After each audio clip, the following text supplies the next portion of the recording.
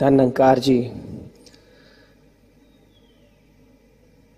जितने भी महात्मा इस प्रभु परमात्मा ईश्वर का यशोगान करते हुए दैवी गुणों का जिक्र कर रहे हैं, इनके जिक्र में एक विशेष बात यह है कि जिक्र के साथ साथ इनको फिक्र भी है कि जो कुछ भी कहा जा रहा है उसे मुझे धारण भी करना है। जो कुछ भी मैं श्रवण करूं उसका चिंतन हो, उसका मंथन हो, आचरण की तरफ भी मेरे कदम बढ़े। क्योंकि स्वामी विवेकानंद जी ने एक जगह पर कहा कि आज तक अगर किसी के बारे में सबसे ज्यादा कहा गया है तो परमात्मा ईश्वर के बारे में, भक्ति के बारे में। अगर सबसे ज्यादा किसी के बारे में सुना गया है तो भी परमात्मा ईश्वर के बारे में, भक्ति के बारे में। अगर सबसे ज्यादा किसी के लिए लिखा गया है तो भी परमात्मा ईश्वर के बारे में, भक्ति के बारे में पढ़ा गया है, सुना गया है, लिखा गया है, परमात्मा ईश्वर और भक्ति के बारे में। और इतना सब कुछ होते हुए भी सबसे बड़ी भ्रमित करने वाली बात, सबको अचंभे में डालने वाली बात, सबके लिए अज्ञानता वाली बात भी परमात्मा ईश्वर और भक्ति है। तो जिक्र करना ही अगर उद्देश्य होता तो बाबा अवतार सिंह जी महाराज जी को किसी ने पूछा कि क्या कारण है, इतने सारे धर्म है, सांप्रदाय है, इतने सारे प्रार्थना स्थल है, ये नया मिशन स्थापित करने की क्या आवश्यकता रही? उन्होंने कहा दो कारण है। पहला कारण, एक तो यहां पर परमात्मा ईश्वर के बारे में चर्चा नहीं है, उसके दीदार है। तू कहे कागज की लेखी, मैं कहूं आखन की देखी। और दूसरा कारण, यहां पर जो कहा जाता है वो किया भी जाता है। साथ संगत लेकिन यह भी देखने में आता है कि कर्मों के पीछे लग लग के अगर ज्ञान हाथ से छूट जाए तो वो कर्म भी कितनी देर तक साथ देगा। पूज्य महात्मा JRD सत्यार्थी जी शास्त्री जी के शब्द है कि महापुरुषों, कई बार देखा जाता है कि संगतों में आशीर्वाद मांगे जाते हैं कि मेरे कर्म अच्छे हो जाए, मेरे वाणी में उज्ज्वलता आ जाए, मेरे जीवन में तब्दीली आ जाए, मैं अपने स्वभाव को छोड़कर इनके ज्ञान के प्रभाव को धारण करूं। आशीर्वाद मांगे जाते हैं। साथ संगत शास्त्री जी ने कहा कि कर्मों के लिए आशीर्वाद मत मांगिए, अगर मांगना ही है तो ज्ञान को धारण करने की दात सदगुरु के चरणों में मांगिए, क्योंकि ज्ञान से ही कर्म का अस्तित्व है। ज्ञान से ही दैवी गुणों को जन्म मिलना है। प्रेम, नम्रता, सहनशीलता, विशालता, दया, करुणा, सद्भाव, एकत्व, स्थिरता, इन सारों का जन्म स्थान ही, इन दैवी गुणों का जन्म स्थान ही ज्ञान है। और जब ये ज्ञान को गुरसिक संभाल लेता है तो कर्म अपने आप संभल जाते हैं, क्योंकि कर्म साया है और ज्ञान साथ संगत उजाला है। उजाले में जाने के बाद साये की तरफ देखने की जरूरत नहीं है, लेकिन गुरसिक साथ संगत जी कर्मों की तरफ ध्यान देता है और ज्ञान कब हाथ से निकल जाता है, ज्ञान का दामन छूट जाता है और फिर साथ संगत जी आशीर्वाद मांगते मांगते आयु निकल जाती है, 10 साल, 15 साल, 20 साल। इसलिए ज्ञान इंफॉर्मेशन नहीं है कि परिचय हो गया और ज्ञान हो गया। ज्ञान मनोरंजन नहीं है कि पता लग गया और सत्संगत जीवन में उतर गया। ज्ञान मनोमंथन है।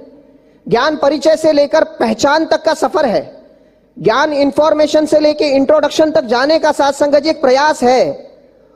और जब वो इंट्रोडक्शन सत्संगत जी मुझे पता चल जाए, समझ में आ जाए, किसी एक महात्मा को मैं जानता हूं, 1-2 बार सत्संगत जी उनसे मिला, नाम पता चल गया, कहां रहते पता चल गया, क्या करते हैं पता चल गया। किसी ने आके मुझे पूछा कि क्या उनको आप जानते हो, पहचानते हो? नहीं जानता। अब उस महात्मा के साथ 4-5 साल बिताए, वो मेरे घर पर आते रहे, मैं उनके घर पर जाता रहा, साथ में टूर किए, कहीं संगत में गए, काफी बार मिलना जुलना हुआ। अब 5 साल के बाद वही सवाल, क्या उस महात्मा को आप जानते हो? हाँ महाराज, मैं बहुत अच्छी तरह से जानता हूं, ये बहुत अच्छी तरह से जानता हूं। ये जो सत्संगत अनुभव है, ये अनुसरण या अनुकरण से नहीं आया। जब रिश्ता, कनेक्टिविटी बनी, तब सत्संगत ये उद्गार आए कि हाँ मैं बहुत अच्छी तरीके से जानता हूं। मोहब्बत जिसे कहते हैं दोस्त, महसूस जिसे करते हैं समझा नहीं सकते। ये तो महसूसियत का सत्संगत जी सब्जेक्ट है। ज्ञान धारण करने का साथ संगत जी सब्जेक्ट है। और जब ज्ञान को मैं धारण कर लेता हूं तो अपने आप ये सारे दैवी गुण वहां पर साथ संगत जी एकत्रित हो जाते हैं। कहीं से लाने नहीं पड़ते कि प्रेम के लिए अलग प्रयास, नम्रता के लिए अलग प्रयास, सहनशीलता, विशालता, दया, करुणा के लिए अलग प्रयास नहीं। ज्ञान है तो विवेक है, विवेक है तो कर्मों में उज्जवलता है। इसीलिए कहा गया कि जो बीत गए वो जमाने नहीं आते, आते हैं नए लोग, पुराने नहीं आते। और लकड़ी के मकानों में चिरागों को ना रखिए। क्लेश, वैर, ईर्ष्या, द्वेष, लकड़ी के मकानों में चिरागों को ना रखिए, क्योंकि आजकल तो आग पड़ोसी भी बुझाने नहीं आते। और ये प्यार की, भक्ति की, इबादत की मंजिल है, जरा संभल कर चलिए, क्योंकि उड़ते हैं होश तो ठिकाने नहीं आते। बस ज्ञान को संभाल लिया, ज्ञान मेरा जीवन संभाल लेगा, ज्ञान मेरे भक्ति को, इबादत को संभाल लेगा।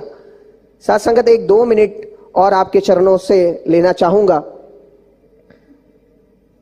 ज्ञान को धारण करने से या समर्पित होने से सबसे ज्यादा फायदा किसे होता है? समाज को, परिवार को, मिशन को?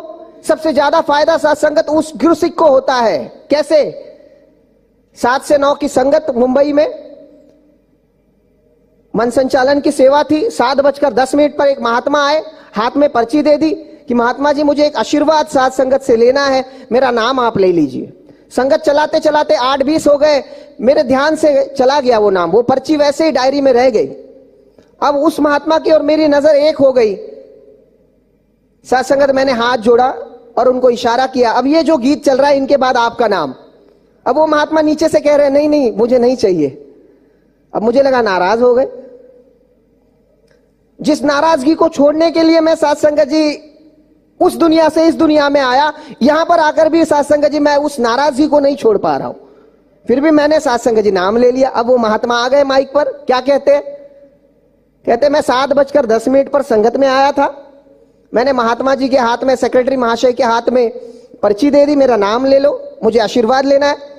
8:20 तक जब मेरा नाम नहीं आया और जब 8:20 पर मेरा नाम अनाउंस हो गया तो मैंने इनसे कहा कि मेरे नाम लेने की कोई जरूरत नहीं है, क्योंकि 7:10 से 8:20 की ये 1 घंटा 10 मिनट की संगत सुनकर मेरे मन में ये भाव प्रज्वलित हुआ कि तन सदगुरु का, मन सदगुरु का, धन सदगुरु का, तो मैं मांगू तो किसके लिए मांगू।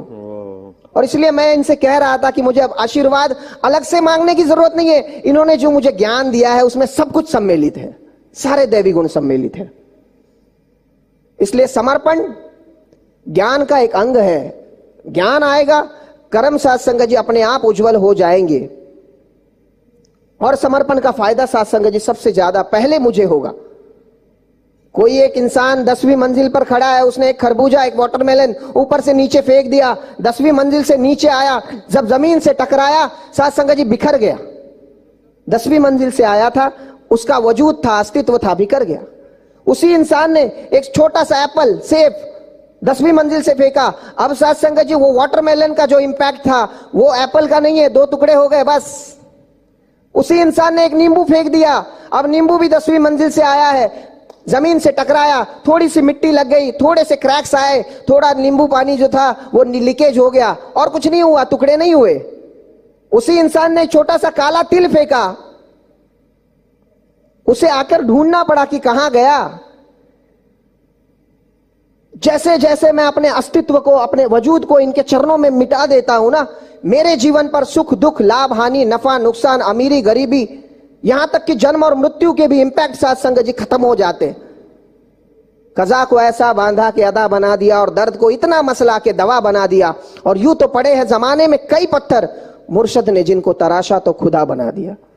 कितने सारे महात्मा जूम मीटिंग पर कोविड सेंटर में बैठे हैं और कह रहे हैं महाराज एक कोविड-19 नाम का मेहमान मेरे अंदर रह रहा है, या तो वो मुझे लेकर जाएगा या वो खुद निकल जाएगा, लेकिन मुझे लेकर गया तो ये शरीर लेकर जाएगा, नश्वर लेकर जाएगा। मेरा ईश्वर के साथ रिश्ता साथ संगत जी वो खत्म नहीं कर सकता। कहां से आती है ये ताकत, कहां से आती है ये स्टेबिलिटी, कहां से आती है ये धैर्य, ये स्थिरता?